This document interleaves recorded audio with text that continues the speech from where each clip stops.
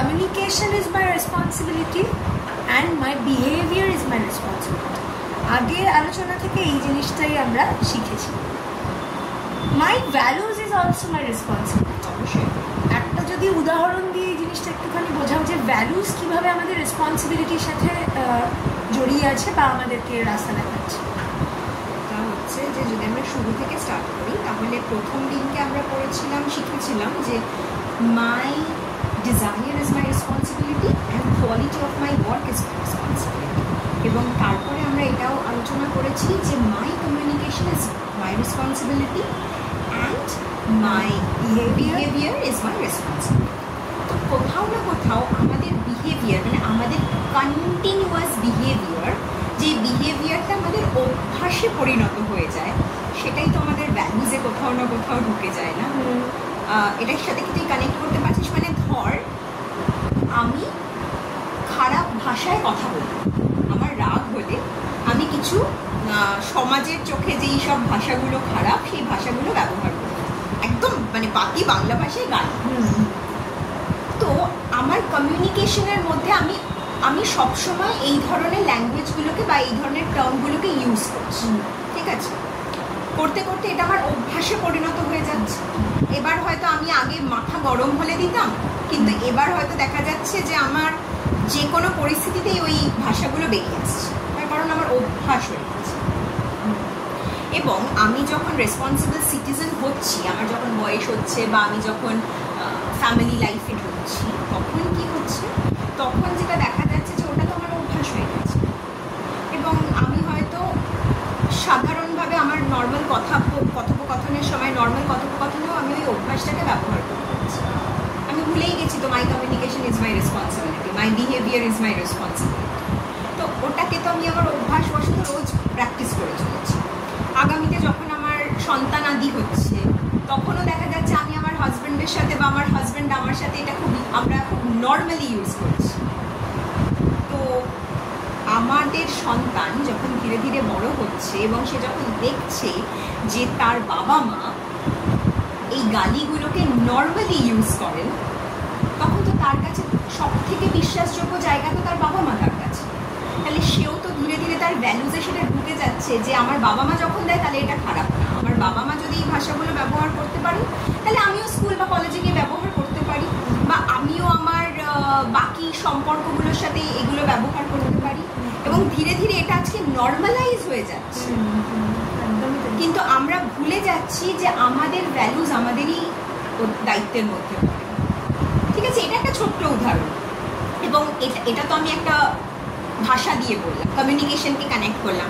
এটাই ধর আমি পাংচুয়াল নই, আমি সব জায়গায় সময় পৌঁছই, তো কোথাও না কোথাও আমি যদি সেটা প্র্যাকটিস করতে থাকি ওটাই আমার অভ্যাসে পরিণত হয়ে যাবে। এবং আমি আমার বিহেভিয়ারটাকেও কিন্তু আলটিমেটলি আমি কীভাবে চেঞ্জ করে দিলাম, আমি আমার বিহেভিয়ারের রেসপন্সিবিলিটি নিলাম না, ওটাই আমার অভ্যাসে পরিণত হয়ে গেল। এবং আগামী প্রজন্ম ওটাই দেখলো যে আমার ম্যাম তো প্রত্যেক দিনই ক্লাসে 5 মিনিট লেটে আসে, তাহলে আমি যদি 10 মিনিট লেটে যাই তাহলে ম্যাম তো কিছু বলবে না, আমি তো উল্টে বলতে পারবো যে ম্যাম আপনিও তো লেটে আসেন। ঠিক, তাহলে আমরা কি রেখে যাচ্ছি? আমরা যেটা কন্টিনিউয়াসলি প্র্যাকটিস করতে করতে করতে করতে চলতে থাকি এবং যেটাকে মনে করি এটাই নর্মাল, সেটাই আমাদের ভ্যালুজ হয়ে যায়। এবং কোথাও না কোথাও হয়তো আমরা নিজেদের অজান্তে সেই ভ্যালুজগুলোকে আমাদের পরের জেনারেশনে পাস অন করে দেবো। এবং তাদের কাছে না ওই মানে পাংচুয়ালিটিটা মেনটেন না করাটা তাদের কাছে একটা নর্মাল ব্যাপারে, মানে তারা তখন আর ভাবেই না যে এটাতেও অন্য কারোর সমস্যা হতে পারে। কারণ তারা তো তাদের বড়দেরকে ওভাবেই চলতে দেখে এসেছে। এবার এটাকে যদি আমরা আরো অনেক বড় অর্থে বলি, এটা আমরা একটা সাধারণ উদাহরণের মাধ্যমে আপনাদেরকে বোঝাবার চেষ্টা করলাম, কিন্তু ভ্যালুজ কথাটার আক্ষরিক অর্থ কিন্তু অনেক বড়। মানে এটা শুধু আমরা এইটুকুনি গণ্ডির মধ্যে সীমাবদ্ধ করে রাখতে পারি না। ভ্যালুজ কথাটা ভীষণ গভীর একটি অর্থ এবং এর মানে হয়তো অনেক বড়। তো কিন্তু এই ছোট ছোট জায়গা দিয়েই কিন্তু আমাদের জীবনের ভ্যালুজগুলো তৈরি হয়েছে এবং যেটা খুব ডিপলি রুটেড হয়েছে। আর যখন সেটা একটা সার্টেন এজের পরে সেটাকে উপড়ে ফেলাটা খুব সমস্যায় পরিণত হচ্ছে। তো মাই ভ্যালুজের মধ্যে আমি পাংচুয়াল, এবং এটা ওই মিথ্যে কথা বলাটাও তার মধ্যে মধ্যে একটা ভ্যালুজে পরিণত হয়ে যায়। মানে দেখবি অনেকে আছে চুরি করাটা কিন্তু সে ইচ্ছা করে করে না, মানে তার একটা স্বভাববশত চুরি করছে, তার কারণ ওটা তার ভ্যালুজে ঢুকে রয়েছে, ওটা তার ভ্যালুজে ঢুকে গেছে, সে হয়তো তোর ক্ষতি করার জন্য করছে। দেখবি এরকম ঘটনা আমরা অনেক দেখি যে মানে এটা কিন্তু একটা সাইকোলজিক্যাল ডিসঅর্ডার, ঠিক আছে? তো হয়তো তার ভ্যালুজে সেটা ঢুকে গেছে। তো এরকম ছোট্ট ছোট্ট জিনিস আমাদের ভ্যালু সিস্টেমকে এফেক্ট করে দেয়, সমস্যা তৈরি হয়, এবং এটাই আমরা পরের জেনারেশনকেও পাস অন করে দিই, এবং এটা দিনের পর দিন চলতে থাকে, এবং কোথাও না কোথাও পুরো সমাজটার ভ্যালুজে পরিণত। আমার এখন মানে আজকে এই ডিসকাশনটার সময় আমার যেটা মনে হচ্ছে আমাদের আরেকটা আলোচনা করা দরকার ভ্যালুজ নিয়ে, শুধু সেপারেট ভ্যালুজ নিয়ে। কারণ ধরো ভ্যালুজ এমনই একটা জিনিস আমাদের জীবনে যেটা খুব ডিপলি রুটেড হয় আমাদের সাথে, এবং ছোট থেকে বিভিন্ন নর্মস, বিভিন্ন চারিপাশে চাপিয়ে দেওয়া বিভিন্ন জিনিসপত্র হোক বা খুব সিম্পল জিনিসপত্র, সেইগুলো আমাদের ভিতরে যেরকমভাবে আসতে থাকে সেরকমভাবে আমাদের ভ্যালুজগুলো আমাদের ভিতরে তৈরি হতে থাকে, এবং এগুলো ডিপলি রুটেড।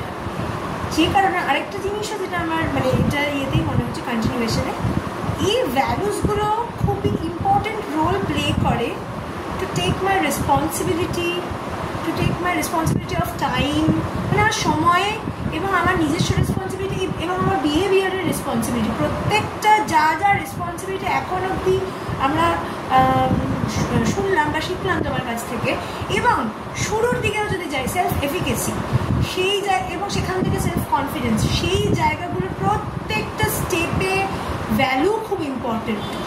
এবং আমার মনে হয় সেটা নিয়ে তোমার অবশ্যই আমাদের একটা আমরা সম্পূর্ণ আলাদা একটা সেকশন আমরা এই ভ্যালুজ নিয়ে কথা বলতে, যাতে এই কানেক্টিভিটিটা আরো বেশি ডিপলি আমরা পৌঁছাতে পারি মানুষের কাছে, যে হোয়াট আর দ্য ভ্যালুজ যেটা আমাদের থাকা উচিত, আবার বলবো না ঠিক থাকা উচিত, কি ভ্যালুজ রয়েছে আর কি সেখান থেকে আমরা তার মধ্যে একটু চেঞ্জেস আনতে পারি, একটু মডিফাই করতে পারি। আমি বলছি না যে সব ভ্যালুজই খারাপ, আবার সব ভ্যালুজই ভালো, এবং সিচুয়েশন বেসিসে কোনটাকে আমরা একটু কম্বিনেশন করে চলতে পারি, সিচুয়েশন বেসিসে আমাদের মডিফাই করাটা দরকার। তার কারণ জীবনের সব থেকে বড় সত্য হলো পরিবর্তন, তাই তো?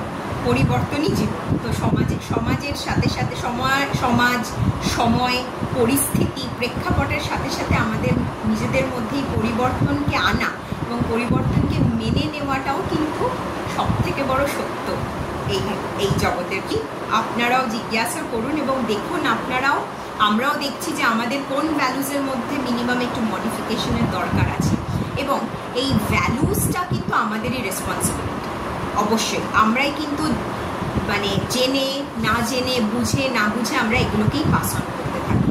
তো আমরা যদি সঠিকভাবে চলতে পারি, মডিফিকেশন করতে পারি, তাহলে আমার মনে হয় পৃথিবীটাও সুন্দর হবে, আমাদের পরের জেনারেশনও একটু বেটারভাবে লাইফটাকে দেখতে পারবে, একটু অন্যভাবে